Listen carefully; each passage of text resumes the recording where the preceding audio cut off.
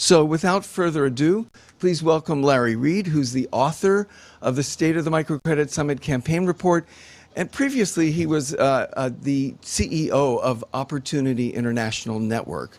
So please welcome Larry Reed.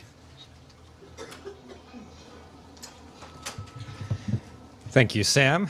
And Sam, I'd like to thank you for the opportunity to write this report. I'd also like to welcome Secretary Rodriguez, Ambassador Verveer, and Professor Yunus. It's great to see you. You're looking good over there. Thank you.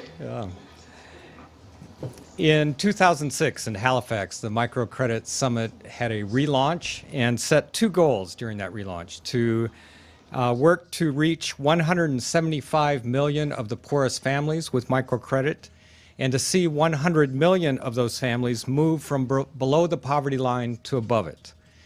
In this report, we chronicle the results so far in trying to reach those goals. And what the results show are, on the first goal, we are well on our way to reaching it. The report shows that the microfinance movement around the world in 2009 reached 128 million of the poorest families. So by 2015, which is when the goal was set for, we are well on our way to the 175 million. The report also says, though, that the second goal of seeing 100 million move out of poverty is as much a challenge as we thought it was when we set it back in 2006. As you know, in the past year in microfinance, there have been mixed reports. Academic studies show some results in moving out of poverty, but maybe not as much as we expected. In this report, we cover those academic studies, and we look at what are their challenges, what are the strengths and weaknesses of those studies, and also the challenge of having measurements over time, because we know the journey out of poverty is not a 12-month or an 18-month journey, but often it's a 5-year journey or a decade-long journey. And so the challenges of measuring movements out of poverty over time is one thing that's covered in the report. We also look at some of the challenges in parts of the world where microfinance has been widely distributed. In fact, so widely that sometimes there have been an overabundance of loans in areas like Andhra Pradesh in India. And we look at the IPO of SKS Microfinance in India and have 4 different viewpoints on whether or not that is a good thing for the industry. What we see in looking at this past year at microcredit and microfinance in general is that microfinance is a tool that can be used for great good and cause people to be able to empower themselves and to lift themselves out of poverty. But we also see that used indiscriminately, microfinance can also cause harm. And we look at that honestly in this report. And we look at the challenges of finding ways to make sure microfinance is used in those conditions where it can be a tool for good.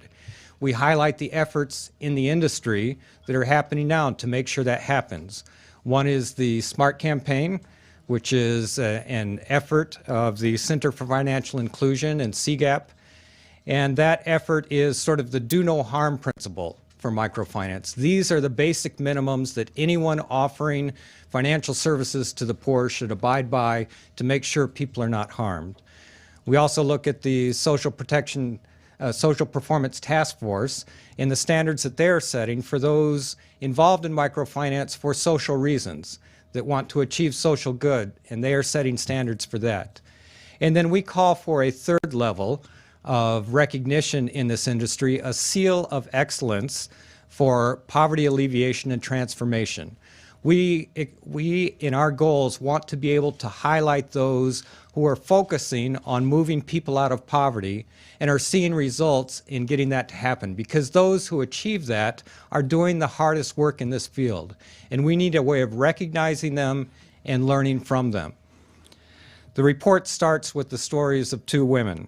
One is Rita in Ghana, who through access to credit, but not just credit, also access to saving services, to a group that would support her, and to more knowledge about planting and harvesting and crop rotation, she was able to resuscitate her cocoa farm and earn enough money to send her children to school and to dream of a better life for her children. We also tell the story of Zahira in Andhra Pradesh, India, for whom microcredit became a curse. She had not just one loan, but 8, and her meager income could not pay the repayments on all 8 loans. And so access to credit resulted in misery for herself and her family. And for us, that is a tragedy.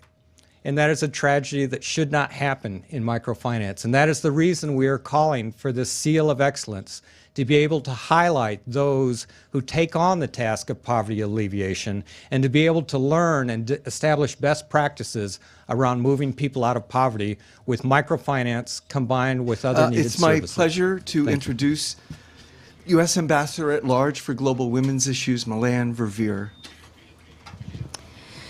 We applaud the clarity of the report, the forthright discussion of the challenges facing microcredit that were pointed out, particularly the challenge of rapid growth, which has led to sometimes abusive practices, a breakdown of lending discipline, a loss of focus on the fundamental poverty reduction mission on the part of a few.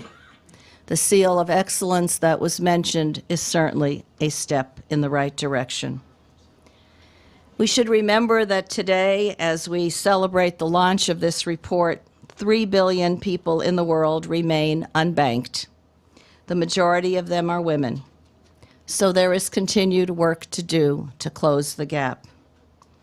But yet, at the same time, as women around the world celebrate International Women's Day, many of them, especially the millions at the bottom of the pyramid, who today are economically empowered and their families have a better future because of microfinance, indeed have something to celebrate.